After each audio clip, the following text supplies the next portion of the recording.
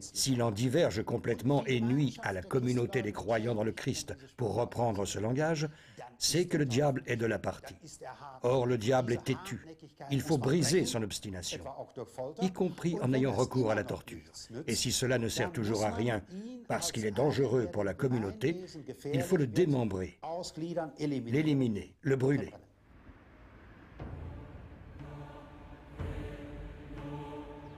L'église des Dominicains à Toulouse devient un centre de la lutte contre les hérétiques. Le pape Grégoire IX avait chargé cet ordre prédicateur de mettre en œuvre l'Inquisition et l'avait pourvu de privilèges particuliers. Lorsque Bernard Guy entre au monastère dominicain de Limoges à 18 ou 19 ans, l'ordre est déjà une organisation puissante et redoutée. Les frères prêcheurs avaient fait une étonnante carrière.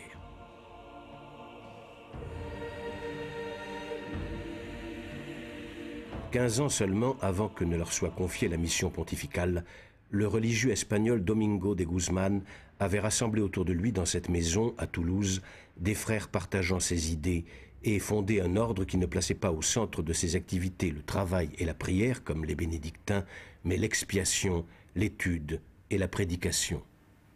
Domingo de Guzmán, Saint Dominique, considère que sa mission spécifique est de combattre l'hérésie. Ses frères, devenus prédicateurs itinérants, doivent parcourir le pays et inculquer au peuple le véritable évangile. Car pour les hérétiques, le corps et la création en général sont un ouvrage du diable. Seule une ascèse rigoureuse peut sauver l'âme. Ils refusent de porter les armes et de prêter serment. C'était à la fois déstabilisant pour la société et pour l'Église. C'est par le serment qu'on se liait au roi. Et le roi ne pouvait faire appel qu'à des gens lui ayant prêté serment. Dès lors, l'État médiéval était condamné à s'effondrer.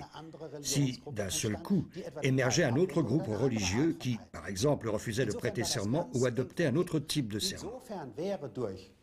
Dans cette mesure, tout cela était étroitement lié. De grands mouvements hérétiques, s'ils avaient pu s'établir, auraient créé une nouvelle société avec une autre religion. Rigoureux et impitoyable, Bernard Guy combattait toute espèce d'hérésie. Il était profondément convaincu du fait que l'hérésie était un crime grave et que son ordre avait le devoir sacré de soumettre les hérétiques à n'importe quel prix. On l'a qualifié de mystique de l'obéissance. La loyauté au pape était pour lui le commandement suprême, l'obéissance, la vertu la plus sacrée.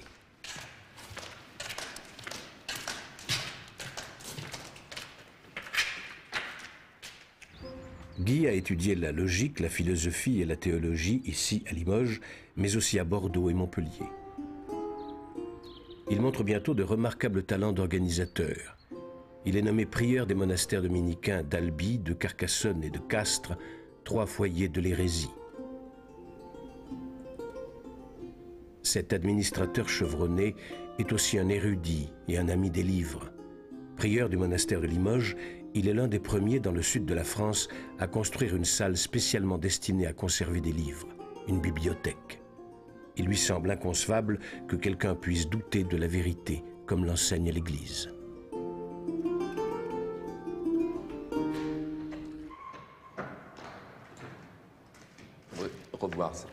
Guy attend des autres l'obéissance absolue dont lui-même fait preuve. Tout hérétique doit être ramené à sa mère l'Église. Il n'est point de vérité en dehors de celle-ci. Bernard Guy n'a donc pas à s'intéresser aux véritables convictions religieuses des suspects. Il lui suffit d'identifier ceux qui refusent les doctrines de l'Église.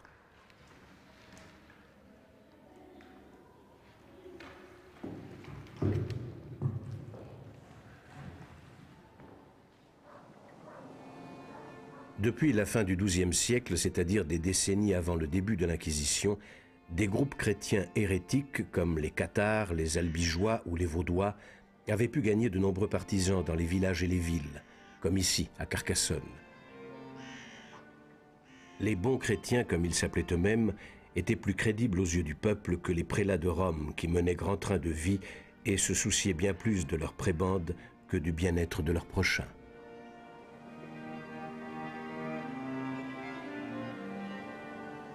L'homme du Moyen-Âge est très préoccupé, beaucoup plus que nous aujourd'hui, il est très préoccupé par le salut de son âme. Et il est évident que quand vous pensez au salut de votre âme, surtout quand vous vieillissez, que vous savez que vous rapprochez de la mort, vous pensez au salut de votre âme et vous cherchez au fond la meilleure recette pour le salut. Alors, qu'est-ce qu'ils avaient devant eux, les gens de ce pays au Moyen-Âge? Ils avaient d'une part une église catholique qui certes avait ses recettes du salut, les sacrements, la prière, au besoin l'entrée dans les couvents, mais qui donnait une image qui ne paraissait pas toujours en rapport avec le message des apôtres et du Christ. Et en face de cette église catholique, qui était un petit peu douteuse, il y a l'église cathare. L'église cathare qui, elle, par ses parfaits et ses parfaites, qui vivent humblement, qui vivent pauvrement, qui vivent très simplement, qui prêchent le message évangélique, on s'aperçoit qu'eux vivent comme le message évangélique. Autrement dit, ils vivent comme ils disent qu'il faut vivre, ce qui n'était pas le cas toujours des catholiques. Alors spontanément, les gens sont allés vers cette église qui disait « Pour faire votre salut, venez vers nous, venez mourir entre nos mains, au lieu d'aller mourir chez les bénédictins ou chez les cisterciens, venez chez nous, vous aurez ce qu'ils appelaient une bonne mort, venez faire une bonne fin et votre âme retournera au paradis d'où elle vient. »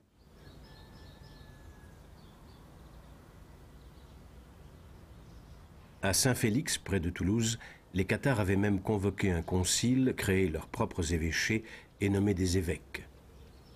Une contre-église était née, dont Rome n'avait pas l'intention de tolérer l'existence.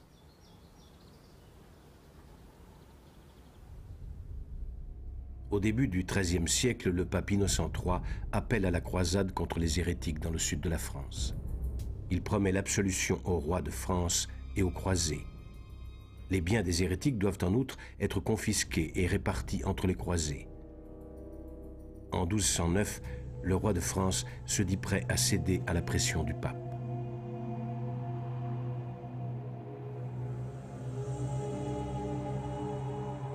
On assiste ensuite, en l'espace de 2 décennies, à la soumission totale de l'Occitanie, un pays qui possédait sa propre langue et une culture brillante, la terre des troubadours.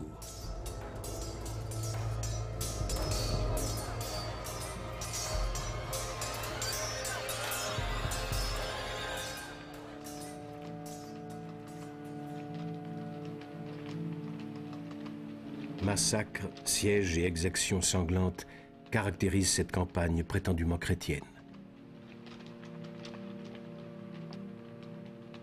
À Béziers, les habitants, catholiques et hérétiques mêlés, se réfugient dans les 2 églises pour échapper à l'armée qui entre dans la ville. Lorsqu'on lui demanda comment s'y prendre pour extraire les catholiques du lot, le père supérieur de Cîteaux, l'un des généraux de la croisade, aurait prononcé cette phrase. « Tuez-les tous! Dieu retrouvera les siens. »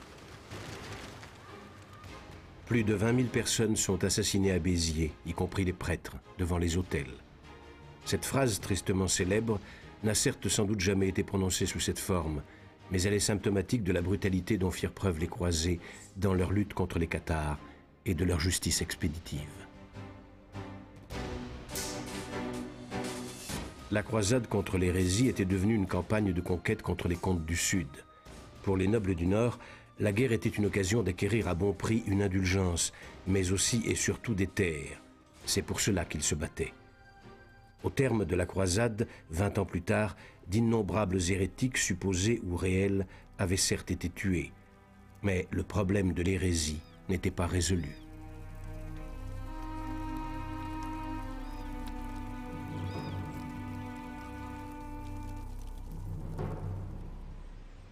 La fin de la croisade marque le début de la persécution systématique. En 1229, un synode convoqué à Toulouse oblige la population à abjurer toute hérésie et à promettre de poursuivre activement tous les hérétiques. Un peu plus tard, les premiers tribunaux de l'Inquisition sont institués. On en confie la charge à des dominicains.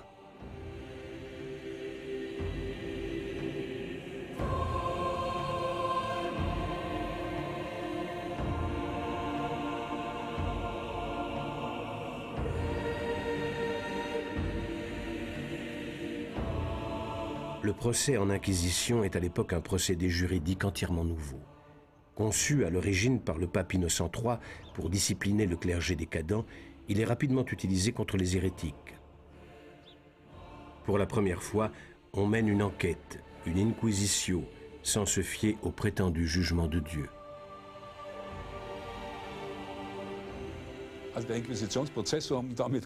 Le procès en Inquisition représente un énorme progrès par rapport aux procédures de droit utilisées jusque-là. Les jugements de Dieu, par exemple, qui reposaient sur le principe suivant: celui qui est coupable, Dieu le punira en le laissant se brûler les pieds si on le fait courir sur du fer incandescent, si on le jette dans l'eau, pieds et poings liés. Il ne se noiera pas s'il est innocent. Dieu y veillera. Ou bien si on lui met des charbons ardents dans les mains. Le duel judiciaire, lui aussi, est un jugement de Dieu.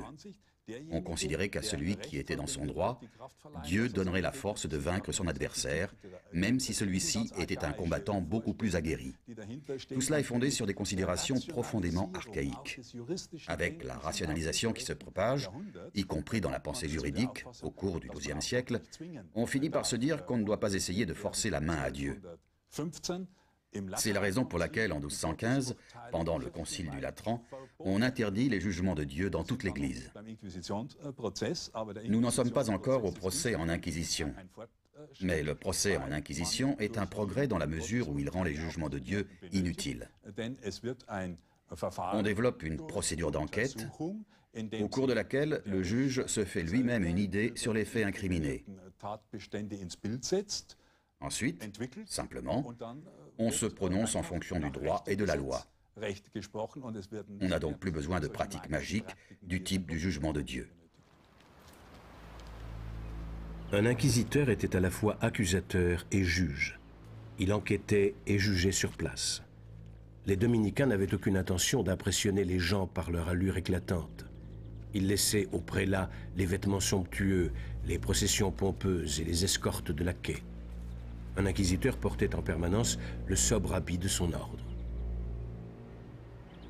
Lorsqu'il parcourait le pays, il était uniquement accompagné par quelques serviteurs chargés de le protéger et d'exécuter ses ordres.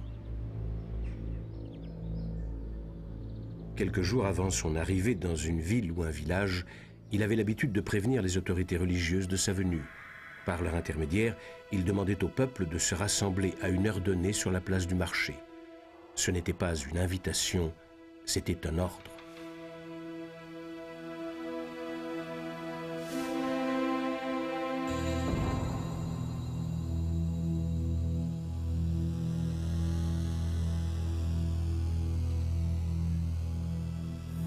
Une fois la population regroupée, l'inquisiteur tenait d'abord un prêche sur la véritable foi. Puis il invitait tous les habitants à se présenter à lui dans un délai de quelques jours, à lui révéler qui était suspect d'hérésie et pour quel motif. Si quelqu'un manquait à cette obligation, il était automatiquement excommunié. C'est un système qui instaure, d'abord qui institutionnalise la délation. On récompense la délation. On fait de la dénonciation un devoir. Et d'ailleurs, le meilleur moyen pour l'inquisiteur de constater si la contrition est sincère. Parce que n'importe qui peut dire « moi j'abjure. J'abjure, je veux redevenir catholique ». Mais ça n'intéresse pas l'inquisiteur. Ce qui intéresse l'inquisiteur, parce qu'il veut sauver une âme, ce qui intéresse l'inquisiteur, c'est que le repentir soit sincère. Il ne s'agit pas de dire simplement « je me repens ». Il faut que l'inquisiteur soit certain que le repentir est sincère.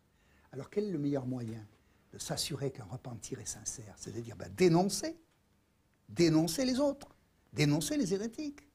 Et quelqu'un qui arrive à dénoncer son père, par exemple, là vous êtes tranquille, c'est que vraiment il est sincère.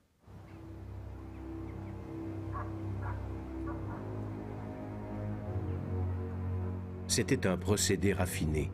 Au lieu de s'accuser soi-même, on pouvait détourner les soupçons sur d'autres personnes. La collaboration était récompensée. On établit ainsi un système fondé sur la peur, car nul ne pouvait savoir quelle rumeur courait sur son propre compte.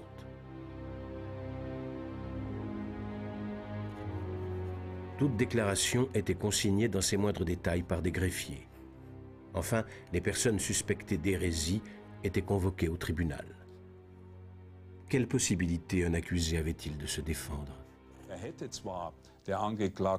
L'accusé aurait certes été en droit de venir avec un défenseur, mais toute personne qui favorisait un hérétique, tout fautor ahereticorum, soutien ou auxiliaire de l'hérétique, était soumis à la même peine. Dès lors, on n'a trouvé aucun avocat pour accompagner un accusé devant le tribunal de l'Inquisition. La personne se retrouvait seule face à l'inquisiteur et à son équipe. Elle devait répondre de ses faits et gestes. En plus, dans la plupart des cas, on refusait de lui donner les noms de ceux qui l'accusaient d'être un hérétique. Pour orienter sa défense dans un sens qui pourrait peut-être lui donner au moins une chance d'en réchapper, il pouvait dire spontanément « Dans mon village, un tel et un tel sont mes ennemis jurés. Par conséquent, si ce sont eux qui m'ont accusé, alors cela a été rayé de la liste. » Mais autrement, les possibilités de s'en sortir étaient limitées, à part convaincre l'inquisiteur du fait que les accusations étaient fausses sur le fond, en le persuadant qu'il avait devant lui un chrétien fidèle et respectueux du dogme, que cet homme-là ne pouvait pas être un hérétique. Une fois accusé d'hérésie, on était pris dans les mailles d'un filet dont il était difficile de s'échapper. Bernard Guy, dans son manuel de l'inquisiteur, a décrit de manière exemplaire la façon dont un interrogatoire pouvait se dérouler. Quand un hérétique est amené devant son juge, il prend un air confiant comme s'il était assuré de son innocence. Je lui demande pourquoi il a été amené devant moi. Il répond. Seigneur, je serais heureux de l'apprendre de votre bouche. Vous êtes accusé d'être un hérétique, de croire et d'enseigner ce que ne croit pas la Sainte Église. Seigneur, vous savez que je suis innocent et que je n'ai jamais eu d'autre croyance que la vraie foi chrétienne. Vous appelez votre croyance chrétienne parce que vous considérez la nôtre comme fausse et hérétique. Mais je vous demande si vous avez jamais accepté une croyance autre que celle dont l'Église romaine admet la vérité. Je crois ce que croit l'Église romaine et ce que vous nous enseignez publiquement. Peut-être existe-t-il à Rome quelques individus de votre secte que vous qualifiez d'Église romaine. Quand je prêche, je dis bien des choses dont plusieurs nous sont communes, par exemple, que Dieu existe. Et vous croyez à une partie des choses que je prêche. Vous pouvez cependant être un hérétique en refusant de croire à d'autres choses qui doivent être crues. Je crois à tout ce que doit croire un chrétien. Je connais ces ruses. Ce que croient les membres de votre secte, c'est, pensez-vous, ce que doit croire un chrétien? Nous perdons du temps à nous exprimer ainsi. Dites-le simplement, croyez-vous en Dieu le Père, en son Fils et au Saint-Esprit? J'y crois. Croyez-vous en Jésus-Christ, né de la Vierge, qui a souffert, qui a ressuscité et monté au ciel? J'y crois. Croyez-vous que dans la messe servie par les prêtres, le pain et le vin deviennent, par vertu divine, le corps et le sang de Jésus-Christ? Ne dois-je point croire cela? Je ne demande pas si vous devriez y croire, mais si vous y croyez. Je crois à tout ce que vous et les autres bons docteurs m'enjoignez de croire. Ces bons docteurs sont ceux de votre secte. Si je suis d'accord avec eux, vous me croyez, sinon non. Je crois bien volontiers comme vous si vous m'enseignez ce qui est bon pour moi. Vous considérez comme bon pour vous ce que j'enseigne d'accord avec vos docteurs? Eh bien, dites-moi, croyez-vous que le corps de notre Seigneur Jésus-Christ est dans l'autel? Je le crois. Vous savez qu'il y a là un corps et que tous les corps sont de notre Seigneur. Je demande si le corps qui est là est celui du Seigneur qui naquit de la Vierge, qui a souffert, qui fut crucifié, qui ressuscita, monté au ciel. Et vous? Le croyez-vous? Je le crois entièrement. Je le crois aussi. Vous croyez que je le crois, mais je ne demande pas cela, je demande si vous le croyez. Si vous voulez interpréter tout ce que je dis autrement que d'une façon simple et claire, alors je ne sais plus que répondre. Je suis un homme simple et ignorant. Je vous en prie, ne me posez pas de pièges sur les mots. Si vous êtes un homme simple, répondez simplement, et non pas évasivement. Volontiers. Alors, vous Voulez-vous jurer que vous n'avez jamais rien appris de contraire à la foi que nous croyons véritable? Si je dois jurer, je jurerai volontiers. Je ne demande pas si vous devez jurer, mais si vous voulez jurer. Si vous m'ordonnez de jurer, je jurerai. Je ne vous oblige pas de jurer, car comme vous croyez que les serments sont interdits, vous rejetteriez le péché sur moi qui vous y aurait contraint. Mais si vous voulez jurer, je recevrai votre serment. Pourquoi jurerais-je si vous ne me le prescrivez pas? Afin d'écarter de vous le soupçon d'hérésie. Je ne saurais comment m'y prendre si vous ne m'aidez pas. Si j'avais à jurer, je lèverais la main, j'écarterais les doigts et je dirais: Dieu m'est témoin que je n'ai jamais appris l'hérésie, ni cru ce qui est contraire à la vraie foi.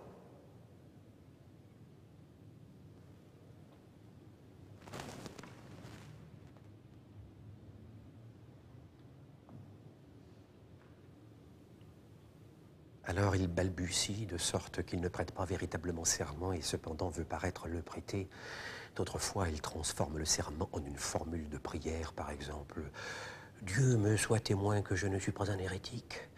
Et si on lui demande après, avez-vous juré? Il répond, ne m'avez-vous pas entendu?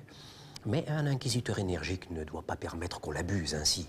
Il doit aller de l'avant avec vigueur jusqu'à ce qu'il obtienne que le suspect confesse son erreur, ou du moins l'abjure publiquement. De sorte que, si l'on découvre plus tard qu'il s'est parjuré, on puisse le livrer sans autre interrogatoire au bras séculier. Si un accusé consent à jurer qu'il n'est pas hérétique, je lui dis: si vous voulez jurer pour échapper au bûcher, un serment ne me suffira pas. Ni 10, ni 100, ni 1000. Parce que d'un commun accord, vous vous autorisez un certain nombre de serments prêtés sous la contrainte. Donc, j'en exigerai un nombre infini. En outre, si j'ai contre vous ce que je présume des témoignages contraires à vous dire, vos serments ne vous empêcheront pas d'être brûlés. Vous ne ferez que souiller votre conscience, sans pour autant échapper à la mort. Mais si vous voulez simplement confesser votre erreur, vous pourrez être traité avec miséricorde.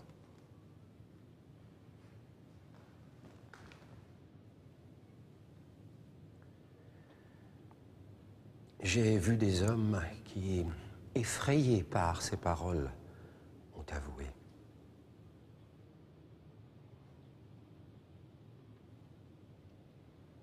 La technique d'interrogatoire de l'Inquisition menait à des résultats absurdes, voire macabres, qui renversaient littéralement non seulement la logique, mais aussi le droit. Un innocent mis en cause par des témoins douteux et qui, convaincu de son innocence, ne voulait avouer aucun crime, pouvait être condamné pour hérésie en raison même de son obstination.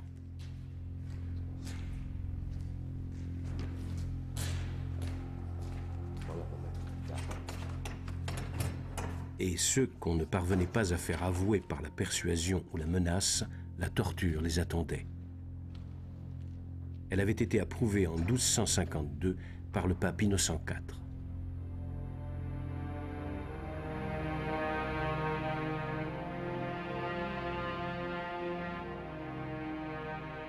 L'interrogatoire dit pénible devait être modéré et l'on ne devait en faire usage qu'une seule fois.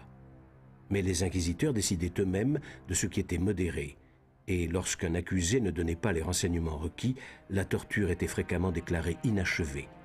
Et on pouvait alors l'employer de nouveau. Sous les souffrances de la torture, bon nombre d'accusés avouaient même des crimes qu'ils n'avaient jamais commis ou dénonçaient des innocents. Les inquisiteurs étaient-ils des sadiques? Quelle était leur véritable motivation? Un inquisiteur se bat pour l'âme de l'homme ou de la femme, afin de lui garantir le salut éternel. Ce n'est pas pour l'oppresser ou exercer la terreur. En agissant aussi durement, on voulait ramener à la raison le frère chrétien qui s'était égaré loin du bon chemin, afin qu'il comprenne dans quelle situation périlleuse il se plaçait, et qu'il mettait ainsi en jeu le salut de son âme. Une fois l'enquête close, l'Inquisitio arrivée à son terme, l'inquisiteur délibère avec d'autres religieux.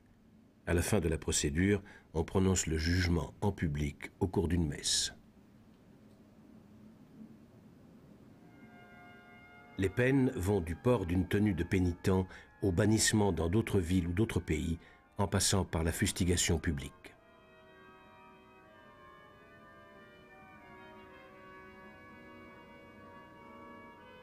Pour les délits plus sérieux, on prononçait des peines de détention, depuis la détention légère limitée dans le temps jusqu'à la réclusion à perpétuité dans un cachot pour laquelle on attachait les prisonniers au mur avec des chaînes. On les nourrissait seulement de pain et d'eau. Il était très rare qu'on survive plus de 5 ans à ce type de détention. Seuls les hérétiques invétérés ou récidivistes étaient directement condamnés au bûcher. Une peine infligée, disait-on, non seulement pour leur propre salut, mais pour l'édification et le salut du peuple catholique tout entier.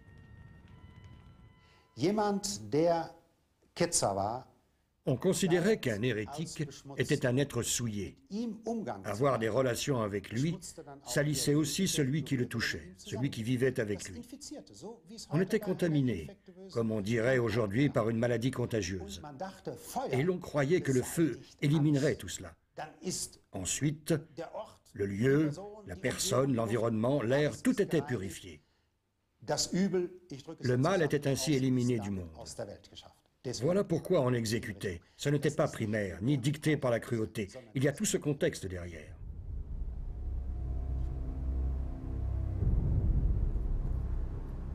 Même les cadavres n'étaient pas à l'abri de l'Inquisition. Les dominicains trop zélés n'hésitaient pas à condamner des morts à titre posthume pour hérésie. Ils ordonnaient l'exhumation des corps en état de putréfaction, les faisaient traîner à travers la ville, puis brûler devant ses portes.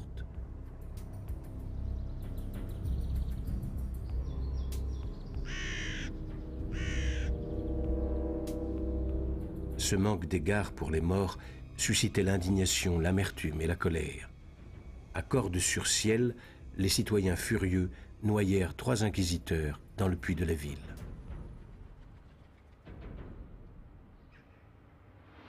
Ailleurs aussi, il y eut des protestations.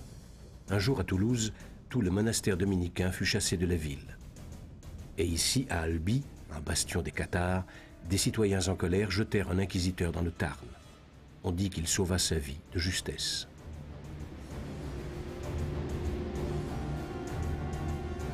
Mais la révolte la plus désespérée et la plus dramatique eut lieu ici, à Avignonnet-le-Raguet, en mai 1242. Au cours d'une opération commando nocturne dirigée par des chevaliers du château cathare de Montségur, l'inquisiteur de Toulouse, un homme détesté, fut attaqué pendant son sommeil en même temps que toute son escorte. Les 12 personnes connurent une mort atroce. Certaines furent taillées en pièces à coups de hache. Mais ni ce massacre ni les autres actions violentes ne purent arrêter l'Inquisition. Les inquisiteurs morts furent remplacés par d'autres, les auteurs de ces actes impitoyablement traqués. Le mont Ségur, un sommet à pic situé sur les contreforts des Pyrénées, était devenu le dernier refuge des Cathares. Dans ce château s'étaient regroupés les prêtres et les croyants encore en vie. Au terme d'un siège de 10 mois mené par une armée du roi de France, le château est tombé. Quelques jours plus tard, au pied des parois abruptes, on dressa l'un des plus grands bûchers de cette époque. 225 cathares furent brûlés vifs. Aujourd'hui, une pierre commémorative rappelle sur le champ des crémats la mort de ceux que l'on disait hérétiques.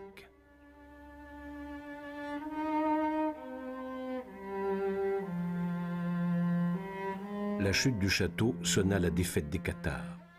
Les hérétiques qui avaient survécu durent désormais mener une existence de clandestins, réfugiés dans des villages retirés au fin fond des Pyrénées.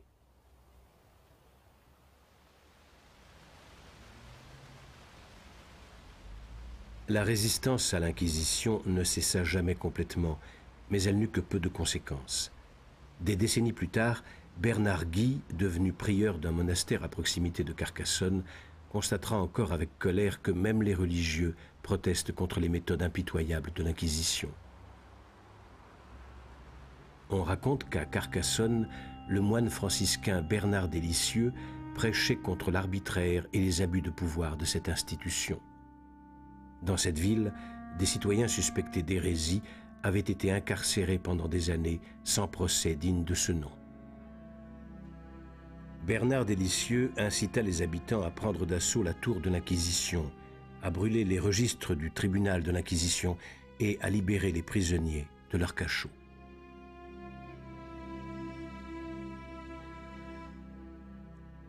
Mais comme on pouvait s'y attendre, quelques années plus tard, Bernard Délicieux lui-même fut accusé d'hérésie. Bien qu'il ait été torturé 2 fois, on ne lui arracha aucun aveu. Il fut finalement condamné à la réclusion lourde, enchaîné au pain et à l'eau. Il mourut peu de temps après. La tolérance telle que nous la concevons aujourd'hui était inconnue à cette époque. Au Moyen Âge, la tolérance n'existait pas. La tolérance n'est devenue possible qu'avec le succès des idées des Lumières. Au Moyen Âge, la foi n'est pas une affaire privée. Lorsque quelqu'un a une opinion divergente dans le domaine de la foi, c'est toute la communauté qu'il met en danger, et on ne peut pas le tolérer. Dans la Summa Theologica de Thomas d'Aquin, il y a un chapitre intitulé très clairement « An haeretici sint tolerandi ». Faut-il tolérer les hérétiques? Saint Thomas utilise l'argument de lèse-majesté. Les hérétiques se rebellent contre la majesté divine. Par conséquent, ils doivent être exécutés. Et il établit cette comparaison qui nous fait encore frissonner aujourd'hui.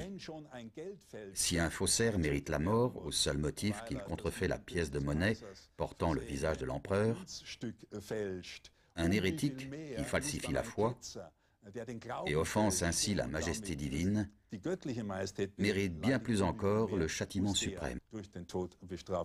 An haeretici sint tolerandi. Non, il ne faut pas les tolérer. Et pourtant, l'Inquisition médiévale fait parfois preuve de mansuétude et de compréhension. Dans la première période de sa carrière, l'un des papes d'Avignon, Benoît XII, avait attiré l'attention en se montrant un inquisiteur peu banal. Le souverain pontife, contemporain de Bernard Guy, et qui lança la construction du Palais des Papes, était considéré comme un homme d'église équitable et un théologien très érudit. Jacques Fournier, c'était son nom civil, avait débuté sa carrière comme abbé du monastère cistercien de Fontfroide. Nommé évêque à Pamiers, il exerça les fonctions d'inquisiteur de 1318 à 1325. Il lança le combat contre le mouvement cathare qui, à cette époque, prenait de l'ampleur. Il a une patience extraordinaire et c'est un homme de devoir à un degré qu'on ne peut pas imaginer. Ainsi, il interroge un paysan dont la seule chose qu'on sache, c'est qu'il élève des cochons. C'est donc pas très élevé dans l'échelle sociale ou intellectuelle. Qui a dit une grosse plaisanterie, mais qui est évidemment blasphématoire. Et alors, Jacques Fournier l'interroge et à la fin de son interrogatoire, Jacques Fournier lui fait tout un cours de théologie. Il veut que tout le monde soit bon catholique. Et même que l'éleveur de cochons connaisse toutes les distinctions théologiques sur tous les points de la foi. Ça, de même qu'il veut que l'Église soit riche et honorée, il veut aussi que tous les fidèles soient instruits et bons croyants, c'est certain. Sur les hauteurs solitaires de Foix, non loin de la frontière espagnole, les cathares refoulés dans la clandestinité avaient réussi à s'implanter solidement jusqu'en l'an 1310. Plus encore, ils avaient ranimé et reconstruit leur église. L'un de ces centres était le village pyrénéen de Montaillou. Lorsque Jacques Fournier eut connaissance de cette situation, il interrogea chacun des habitants. On possède encore les minutes de ces interrogatoires qui ont fait la célébrité du village. Ces interrogatoires, ces textes démontrent que les choses se passaient, j'allais dire, bêtement, plutôt bien. C'est-à-dire qu'il n'y avait pas de brutalité, il n'y avait pas de torture, il n'y avait pas un environnement de crainte. Il y avait un interrogatoire, le roi Ladurie le dit, très précis, très insistant, très désagréable sans doute pour les gens qui étaient interrogés, mais qui n'était pas brutal. Et à partir de ces textes, on va donc avoir tous ces témoignages historiques. Jacques Fournier s'intéressait aux pensées et aux convictions des gens. Ses procès-verbaux d'interrogatoire témoignent de leur vie quotidienne et comptent aujourd'hui parmi les sources les plus précieuses de la recherche médiévale.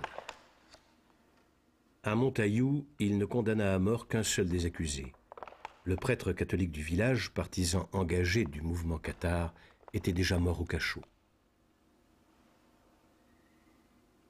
L'évêque et le tribunal qu'il contrôlait étaient considérés comme incorruptibles. À chaque fois que cela lui était possible, il condamnait les accusés à des peines assez légères.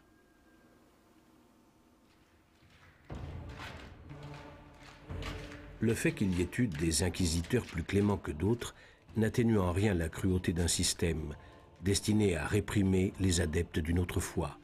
Mais il impose des nuances. Même Bernard Guy, considéré comme beaucoup plus rigoureux, est loin d'avoir envoyé au bûcher autant de personnes que ne veulent le faire croire les clichés sur l'Inquisition. Au cours de ses 17 années d'activité comme inquisiteur de Toulouse, il a prononcé 930 jugements. 42 étaient des condamnations à mort, 307 des peines de prison, 139 des acquittements. Les autres condamnés l'ont été à des peines assez légères. À la fin du XIVe siècle, l'Inquisition médiévale disparaissait. Le problème était résolu. Les mouvements hérétiques écrasés. Mais on avait conçu et bien installé une procédure susceptible d'être utilisée contre n'importe quel groupe ou personne indésirable. L'instauration de l'Inquisition a créé ce qu'on peut appeler, ce qu'un historien anglais, Robert Moore, a appelé un modèle de société de persécution. Elle a créé l'outil de tous les totalitarismes. Après, les régimes totalitaires, quels qu'ils soient, au cours de l'histoire, les régimes autoritaires n'ont eu qu'à se baisser pour ramasser cet outil qui est l'Inquisition. C'est-à-dire l'outil qui permet le contrôle idéologique d'un pays tout entier. Ça, c'est l'Inquisition. La source de ça, c'est l'Inquisition. Ainsi, on peut déjà établir un lien évident entre la tristement fameuse Inquisition espagnole, dont les procédés ressemblaient à ceux de l'Inquisition médiévale, et les intérêts politiques de la maison régnante. En 1478, l'Inquisition espagnole est instituée par le pape à la demande des rois catholiques Isabelle de Castille et Ferdinand d'Aragon. Mais quelques années plus tard, elle était sous le contrôle quasi exclusif de la maison royale. Thomas de Torquemada, le confesseur du couple royal, devint l'incarnation du grand inquisiteur cruel. Il était le chef de l'autorité politique suprême de l'Inquisition. Pendant les 11 années où il remplit cet office, il fut à l'origine d'environ 2000 exécutions. Cette inquisition a été particulièrement atroce. Cela tient au fait que l'Espagne venait d'être reconquise par les chrétiens. Les derniers musulmans ont été chassés du territoire espagnol peu avant 1500. À cette date, l'Espagne se trouvait face à un grand problème, celui de l'unité intérieure du pays. Un judaïsme particulièrement répandu et, justement, des crypto-musulmans.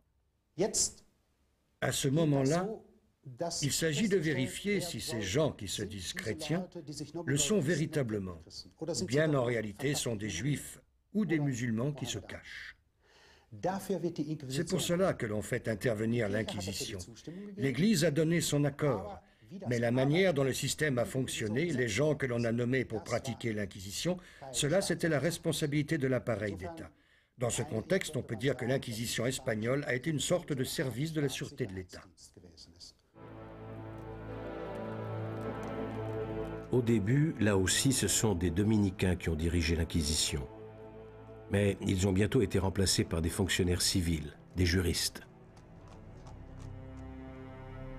Lors des tristement célèbres autodafés, de fastueux tribunaux religieux dressés sur des places décorées en présence de hautes personnalités politiques et spirituelles et de milliers de spectateurs, on prononçait les verdicts et on les exécutait sur le champ.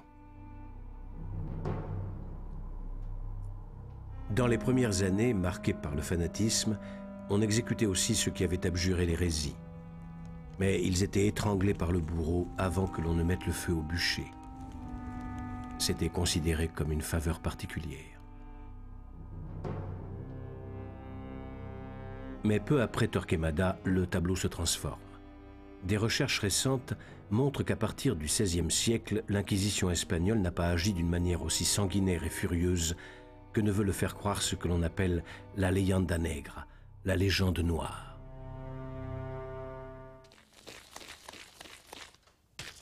La légende noire, qui inspire encore aujourd'hui l'image de l'Inquisition espagnole, remonte pour l'essentiel à un pamphlet protestant de 1567. Il montrait des images terrifiantes sur les tortures cruelles et les sombres manigances de l'Inquisition. Ce genre de dénonciation, largement diffusé grâce aux livres, de création encore récente à cette époque, alimentait surtout la polémique protestante et l'argumentation politique contre la puissance mondiale qu'était alors l'Espagne.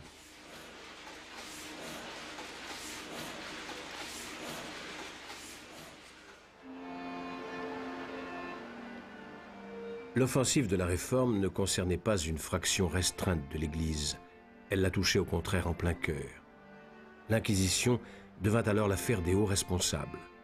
En 1542, du vivant de Luther, le pape Paul III crée une autorité romaine spécifique censée se consacrer exclusivement à la lutte contre les idées hérétiques.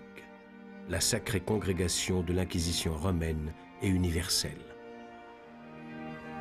Le Saint-Office, c'est le nom que lui donneront bientôt les nouvelles autorités, regroupe une douzaine de cardinaux soutenus par une commission composée de nombreux conseillers. L'inquisiteur unique, qui avait jusqu'alors le pouvoir de décision, cède la place à un appareil bureaucratique. Dans ce palais se trouvait la chancellerie du tribunal, les archives, les appartements des officiers et la prison. Il ne s'agissait plus seulement désormais de poursuivre les individus hérétiques, mais d'affronter tout un univers d'idées neuves et apparemment dangereuses. Le meilleur moyen pour y parvenir semblait être le contrôle de l'ensemble du marché du livre. Ce qui fait la réussite de la Réforme, c'est l'utilisation consciente du livre dans la politique de communication. Il n'est plus nécessaire désormais de consacrer des mois à recopier un manuscrit dans un monastère. Vous pouvez diffuser un imprimé à 1000, à 100 000 exemplaires. C'est précisément ce qu'a fait Martin Luther. Et bien entendu, il a ajouté au texte des gravures sur bois, des illustrations magnifiques comme l'âne du pape, etc. Toutes ces choses bien connues. Cela signifie que la Réforme est un événement qui concerne la politique des médias. Et la réaction de Rome relève elle aussi de la politique de communication. Il faut prendre le contrôle total de ce média qu'est le livre. Celui qui contrôle le livre contrôle les pensées. Dès lors, pour éviter que la peste de la Réforme, comme on dit à l'époque, ne se propage de plus en plus dans ce milieu infectieux qu'est le marché du livre, il faut le contrôler efficacement. Désormais, on passe au crible chaque ouvrage important. Des pages entières sont sévèrement censurées. Les œuvres particulièrement dangereuses sont signalées par des croix et retirées de la circulation.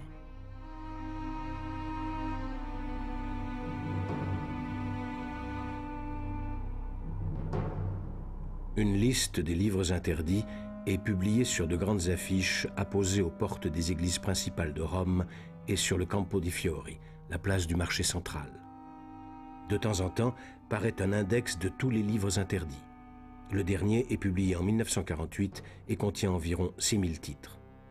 Quand on achetait, possédait ou lisait un livre mis à l'index, on encourait l'excommunication.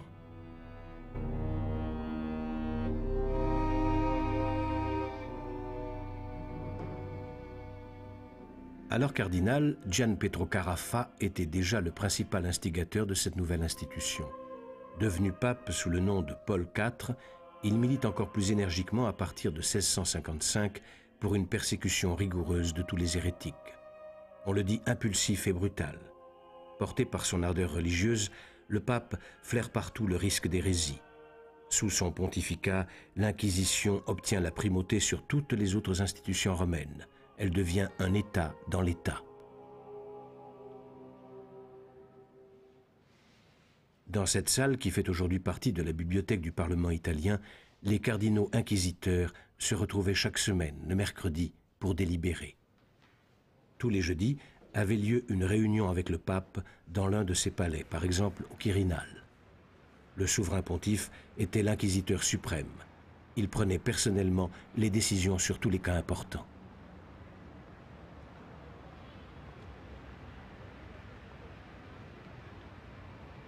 Paul V, par exemple, de la lignée des Borghese, ne se fit pas seulement remarquer par son activité de constructeur et son népotisme. Avant son élection au trône de Saint-Pierre, il avait déjà fait office d'inquisiteur, une carrière typique pour beaucoup de papes importants au XVIe et XVIIe siècle. Par exemple, ses prédécesseurs Paul IV, Pie V ou Sixte V.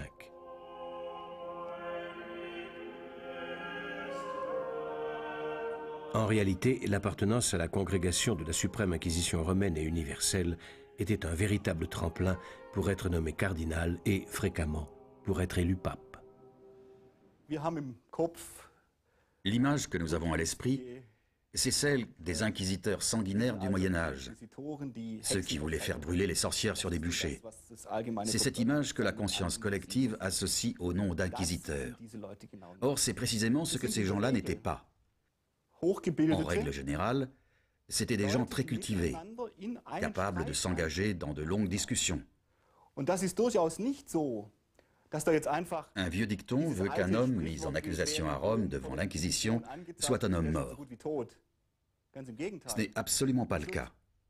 Bien au contraire, on discute. Il existe des votes minoritaires, on se bloque mutuellement, on va même jusqu'à faire disparaître des dossiers en cas de nécessité. Si la majorité dit, même si le pape lui-même le demande, nous ne pouvons pas condamner l'homme qui nous est présenté, le secrétaire fait simplement disparaître le dossier dans la stanza storica, le département historique, et c'est fini. Le cas n'est plus jamais présenté au pape, et c'est ainsi que l'Inquisition elle-même bloque un verdict. Ici, dans l'église principale de l'ordre des Dominicains, Santa Maria sopra Minerva, le cardinal inquisiteur suprême prononçait officiellement les verdicts et dirigeait les cérémonies solennelles d'abjuration. La rigueur était la règle, mais la dureté impitoyable des temps passés était révolue.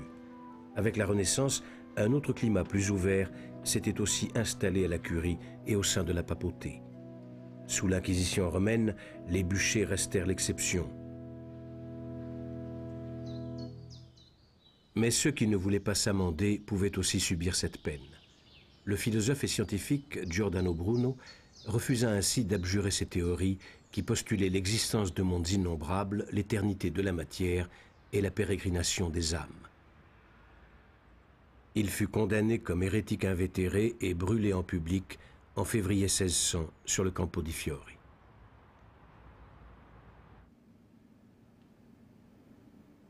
Le cas le plus célèbre de l'Inquisition romaine est sans aucun doute le procès de Galilée.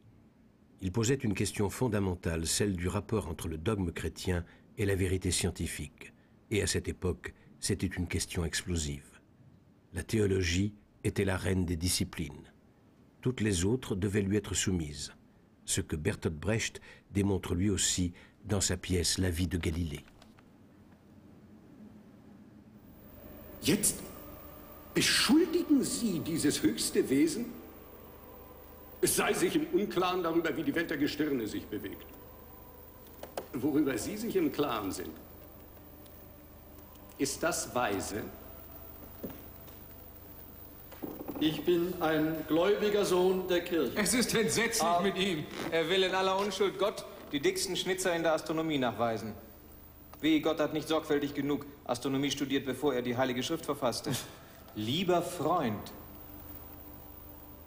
Ist es nicht auch für Sie wahrscheinlich, dass der Schöpfer über das von ihm Geschaffene besser Bescheid weiß als sein Geschöpf?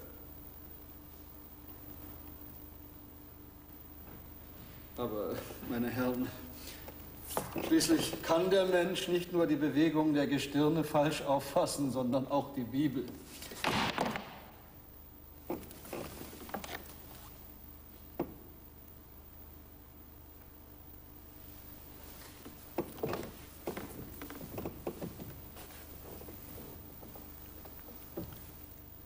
Aber wie die Bibel aufzufassen ist, darüber haben schließlich die Theologen der Heiligen Kirche zu befinden, nicht?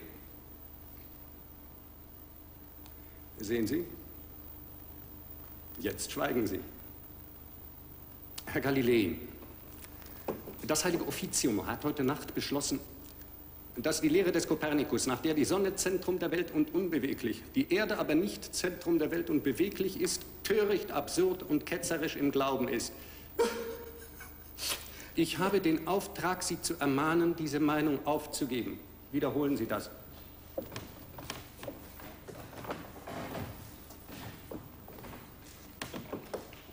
Seine Eminenz, Generalinquisitor Kardinal Bellarmin, zu dem besagten Galileo Galilei. Das Heilige Offizium hat beschlossen, dass die Lehre des Kopernikus, nach der die Sonne Zentrum der Welt und unbeweglich, die Erde aber nicht Zentrum der Welt und beweglich ist, töricht, absurd und ketzerisch im Glauben ist. Ich habe den Auftrag, Sie zu ermahnen, diese Meinung aufzugeben.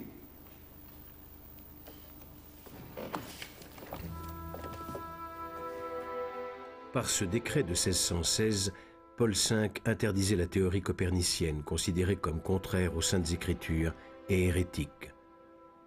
On pouvait tout au plus l'utiliser comme une hypothèse, sans affirmer sa validité effective dans la nature. Il faudra attendre 15 ans et le règne du pape Urbain VIII pour que Galilée trouve le courage de la défendre de nouveau en public.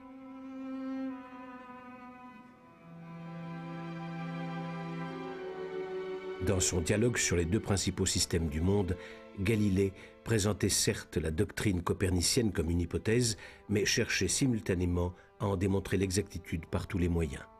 Plus grave encore, il offensa le pape en ridiculisant les arguments qu'il avait utilisés contre cette nouvelle vision du monde.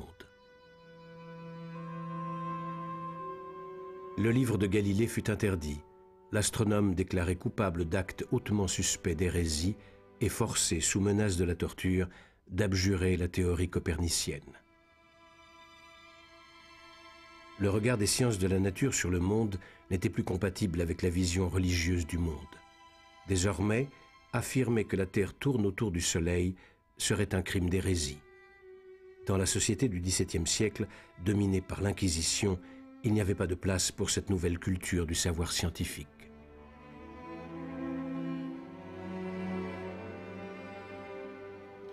Mais la tentative d'exercer un contrôle total sur les idées qui paraissaient dangereuses était vouée à l'échec. Le marché des livres explosait. Il était illusoire d'espérer le surveiller dans son intégralité et plus encore de vouloir lire les livres et juger s'ils étaient ou non conformes à la foi. Le pouvoir détenu par les inquisiteurs, celui de prescrire les idées bonnes et la foi juste, se réduisit comme peau de chagrin à partir des Lumières au XVIIIe siècle.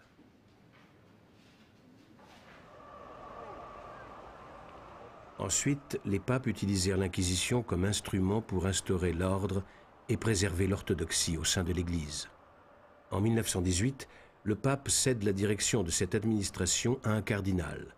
Mais il faudra attendre 1965 pour que le Saint-Office soit enfin dissous et que l'on renonce à mettre des livres à l'index. Depuis, l'organisation qui lui a succédé, ce que l'on appelle la Congrégation pour la doctrine de la foi, dirigée par son préfet, le cardinal Joseph Ratzinger, veille au maintien de la pureté de la foi catholique. Dans les archives du Vatican sont encore stockés aujourd'hui des milliers de dossiers d'inquisition, illustrations de plusieurs siècles de destins individuels. Ils ne confirment pas les clichés sur les inquisiteurs sanguinaires et leur sombre manigance.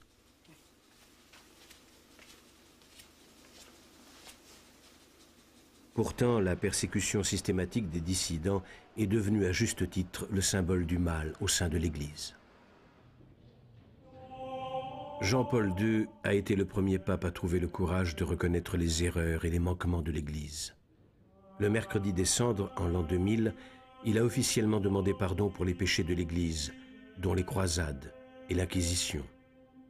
Une confession qui en impressionna beaucoup, mais qui, pour certains, n'allait pas assez loin.